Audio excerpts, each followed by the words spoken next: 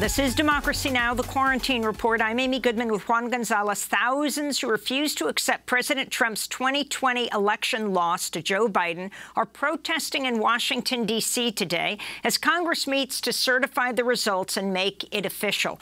Pro-Trump protesters clashed with police Tuesday night near Black Lives Matter Plaza. Mayor Muriel Bowser called in the National Guard ahead of today's protests. Police arrested 6 people on charges that include bringing illegal guns to the city.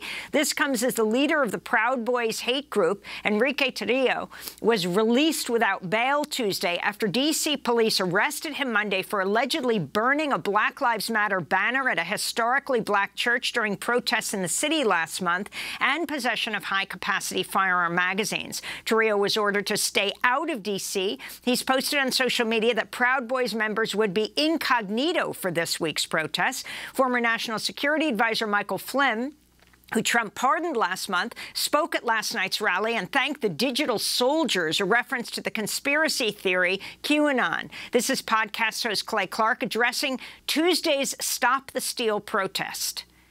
Last night, about 150 of us went into Whole Foods, and we dressed up like people that aren't idiots, hiding from a virus that's not deadly. We did not wear a mask. Who here is up to the task of not wearing a mask? I ask you again, who here is up to the task of not wearing a mask? Jesus is king, and it's time to let freedom ring. Turn to the person next to you and give him a hug. Someone you don't know. Go hug somebody. Go ahead and spread it out. Mass spreader. It's a mass spreader event. It's a mass spreader event. President Trump tweeted he'll be speaking at today's so-called Save America rally near the White House and has promoted the event for weeks. Meanwhile, Trump signed an executive order Tuesday night that asked Secretary of State Mike Pompeo to, quote, assess actions of Antifa activists, stop its members from entering the United States, and see whether it can be classified as a terrorist organization. All this comes as all 10 living former U.S. defense secretaries signed a Washington Post op-ed Sunday declaring the time for questioning the results of the election is past. They also said the U.S. military should not intervene in the presidential election. They wrote, quote, efforts to involve the U.S. armed forces in resolving election disputes would take us into dangerous, unlawful, and unconstitutional territory. For more, we're joined by William Arkin, national security reporter for Newsweek, whose recent piece is headlined Threat of Pro-Trump Violence in Washington Overshadows Inauguration Security. Can you start, Bill Arkin, by talking about what the police and the authorities are most concerned about today in the streets of Washington, D.C.? Well, they're most concerned about Donald Trump, whether he's going to instigate the thousands of people who have flooded into the district to take up violence, either to march on the Capitol or even try to enter the Capitol during the elector count. The people I've talked to, and it's been a broad range of National Guard, law enforcement, and military officials, all say to me that this is an unprecedented moment. Unprecedented because you have a president who is not only instigating protest and violence against this constitutional process, but also because there are other conditions which have been introduced. First, talk of martial law. Second, talk of an implementation of the Insurrection Act, which would allow the military and the National Guard to engage in law enforcement. Third, a kind of break between the District of Columbia and the federal government, as was exemplified by a letter sent yesterday by the mayor of the district to the acting attorney general, to the acting secretary of defense, asking them not to put any non-uniformed people onto the streets of D.C. And then finally, the question of who is actually in charge of the U.S. Capitol Police, the U.S. Park Police, the uniformed branch of the Secret Service today and in the coming week, because there's really no one in charge. In fact, the Secretary of Homeland Security is in the Middle East right now. So we have this very strange mixture of people who are both on high alert, but also the wild card in Donald Trump as to what he will both do at his speech today at the Ellipse in front of the White House, and then secondly, what he could do in the coming days ahead in terms of issuing an order to the national security establishment, to the military, that the military would, I think, have to say that they could not follow because it was an unlawful order.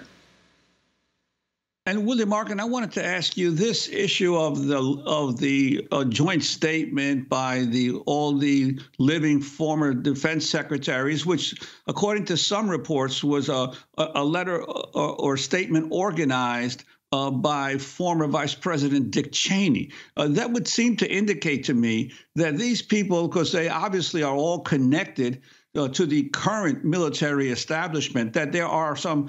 It's not just rumors, but it's actual. They've been getting some sense that the White House and President Trump might actually be thinking of attempting to, as you say, invoke the Insurrection Act or in some way or other bring the military in. Is it your sense that there's actually been these kinds of discussions among top brass of the existing military? Well, Juan, I've been covering the military for over 30 years. I remember when Dick Cheney was the Secretary of Defense before he was a vice president in the first Bush administration. It is true that he was one of the organizers of this letter, and it really is an unprecedented statement, a bipartisan statement that says that the military has no role. But I think it's more of a message to the military itself, a reminder, if you will, that they need to go back to the Constitution and go back to their oath to the Constitution, to recognize that they are not just merely toys of the commander-in-chief. They're not merely saluting soldiers without a brain. They have to also understand the difference between a lawful and an unlawful order. And part of the problem that we're facing right now is that there's an acting Secretary of Defense, a person who was installed by Donald Trump after the election, a wild card himself that we don't really know where he stands because he hasn't said anything. And so while the chairman of the Joint Chiefs of Staff, General Mark Milley, who got a lot of criticism in June when he accompanied the president into Lafayette Park in uniform, and thereby sort of implicitly gave the military's imprimatur and support for what the president was doing, he has put out a statement saying that the military has no role in the election. The reality is that there are an awful lot of active duty military engaged in Washington, D.C., in inaugural security and the air defense of D.C., in reconnaissance operations and in emergency response in support of everything from weapons of mass destruction events to continuity of government. Thousands of active duty military who are on alert and who could be called out and who would be called out if, in fact, the local authorities were overwhelmed. And so you have, on the one hand, a kind of a secret operation going on in the background that is the standard for inaugural security and the transition from one presidency to another. And then on the other hand, you have this highly charged political reality that the incoming White House is not speaking to the outcoming White House, and the president of the United States is off in his own fantasy land. I wanted to bring Jason Wilson into this conversation, investigative journalist who tracks the political right and extremist movements for The Guardian, the Southern Poverty Law Center, and elsewhere. Talk about who's out there today, expected to be out there. You've got QAnon supporters, Proud Boy members, Republican leaders. Trump's apparently going to address them. Can you talk about the confluence of these groups and where guns fit into it? You even have the new Congress member Boebert from Colorado who says she's bringing her Glock into Congress, which Nancy Pelosi and others are trying to stop.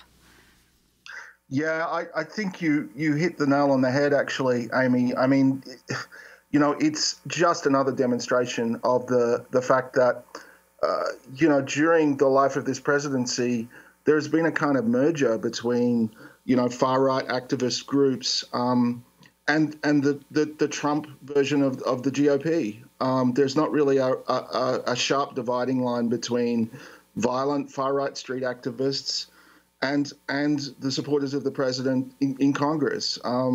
You've got at least 3 congresspersons from my count who are talking about, participating in this rally. You've got all of these Trump world figures like Roger Stone, Jack Posobiec, Sebastian Gorka, who are all talking about, being a part of this. And the guns are not only a sort of indication of the militancy and radicalism of the GOP in 2021, but they're bound up with the version of freedom that we've seen articulated by far-right street activists throughout the life of the presidency as well. It's the guns are integral, really, to the political ideology and the political project of this movement. And again, they're an indication of militancy as well. And I'm pretty concerned that we're going to see some violence today. And don't forget, everyone's rightly focused on the rally in DC, but there are parallel rallies happening all over the country at state capitals. So there's a lot of, there are a lot of moving parts today. There's a lot happening all around the country, and I'm concerned that the conditions are kind of right for some sort of violence, maybe in more than one of those places. And Jason Wilson, we only have about a minute or so left, but I'm wondering if you could comment on this whole issue that some of the Trump supporters are reportedly going to be coming dressed in black, which would make them indistinguishable, perhaps, from Antifa folks if some Antifa folks show up to counter protests. What are you concerned about the possibility of agent provocateurs actually instigating violence as a means to give Trump an excuse for more drastic actions? Yeah, I would. Over the life of the Trump presidency, these groups have evolved in their tactics, and provocation has always been, a quiver in their bow. Not only provoking counter-protesters, but provocation of police or setting up the conditions where police respond with force to protests. Disguising themselves as anti-fascists, they've done this before. And the fact that they're talking about it now doesn't surprise me at all. As I said, they're looking to trigger some kind of violence in the streets, I think. We want to thank you both for being with us. We'll, of course, cover this closely today inside and outside Congress. We want to thank Jason Wilson, investigative journalist who tracks the political right, and William Arkin, national security reporter for Newsweek. In 30 seconds, we'll be back getting response to the Wisconsin judge ruling that the white police officer who shot Jacob Blake point blank in the back 7 times will not be charged. Stay with us.